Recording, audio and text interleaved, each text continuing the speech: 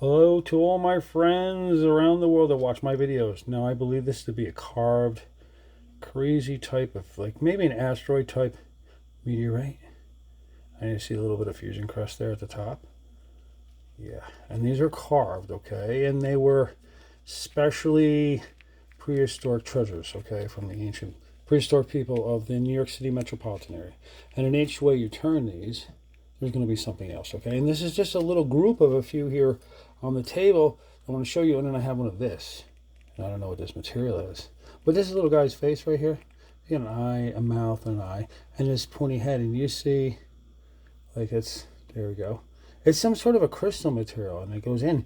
And it might be some sort of a prehistoric tooth, because it sure looks like a prehistoric tooth. It has the same kind of shape. So if you can comment below and let me know. And I'm also looking for an expert, for these meteorites, because no one wants to step up to the plate when it comes to the real artifacts.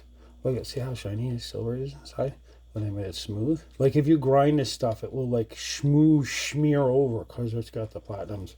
And these are like little artifacts that they carved, and it's supposed to be like a mammoth too. See, a mammoth trunk coming down. Yeah, and these are real, what I believe, real meteorites. And they have, this is an older one. Some of them are like really like, I guess they've been used a lot, like transferred a lot, and used as currency. And a lot of people held them. This is a fusion crust here. And then they carved it away so you can see the kind of shiny meteorite underneath. And then there's like little stones and stuff within some of these too. It's like really weird.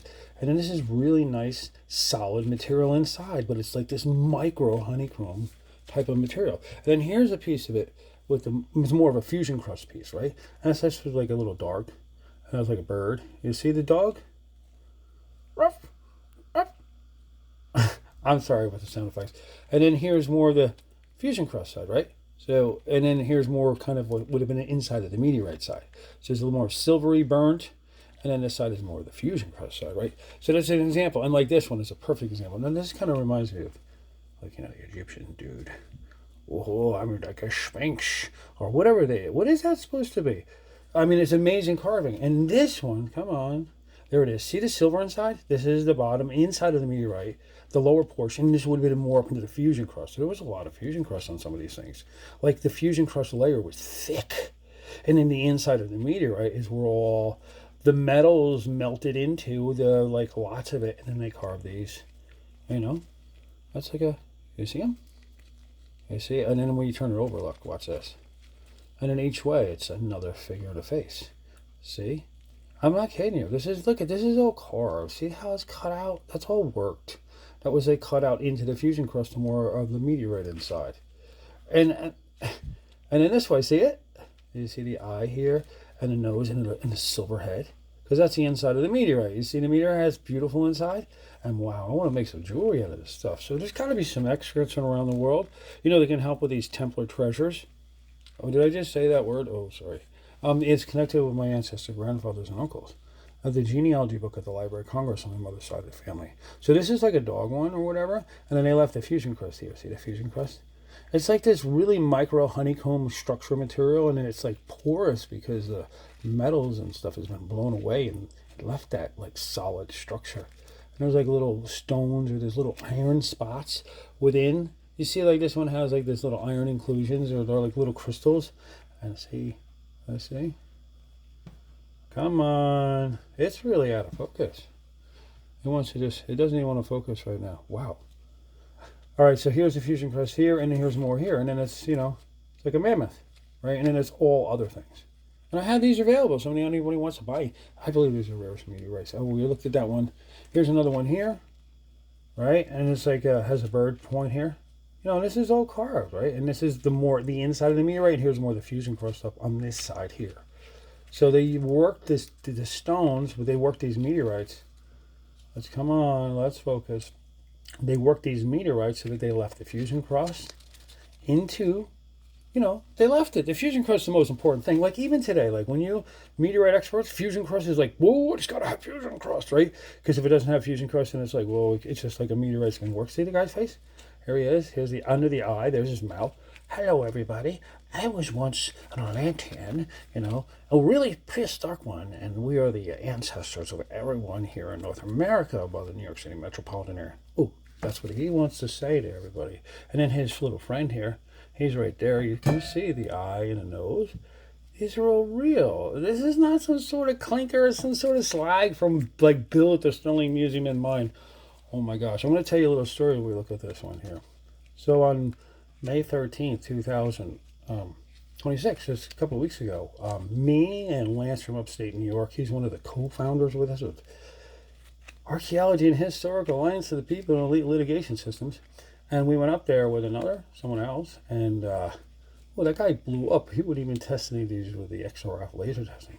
But we've had this type of ones, all this. So this is a group of one type, right? This is a group of the one type.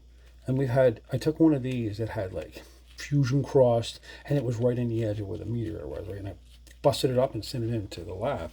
And it came back with all the exact metals that we have inside of the XRF testing. So, but they're just lower concentrations. So I guess the XRF is because this has got the crystalline structure when it tries to shoot in here, because it's not a flat surface. See? It's not a flat surface. So it's really hard to get unless I grind it down. Like I should have taken the XRF and done this one here, because the people did that. See, they grinded it smooth, and it kind of smeared the metal, or there was more of a like liquid inside that was coming out, like the fusion crust. So I want you all to comment below, and if there's any meteorite experts in the world, come on, look at this material. And it has like these like chunks of like crystal or some other kind of crazy stuff inside. You can't make this stuff. This is not something that formed here on Earth, and then you got the fusion crust they left on them. I can see if this one, you can see it more. Yeah, see the fusion crust up in here? This is the fusion crust. They left it on the headpiece, see? The top of the headpiece. Here's the guy's face. They got these elongated, weird faces. Here's like a mammoth. See the mammoth? Yeah. And then up here, this is, I don't know. So the guy built the Sterling Museum in Mind. He blew up on us. He wouldn't even test the laser. And then he was right in front of all these kids. It was the school kids there. And he was freaking out, screaming he's going to call the cops on us. And he put his hands on Lance from upstate New York. Like craziness. Like, why would you even do that, dude? The guy freaked out. He was the one who invited us, because he didn't want me to send any pictures to him. No, don't send any pictures. You have to come in person. So we came in person with some of these. And then he threw them on the table.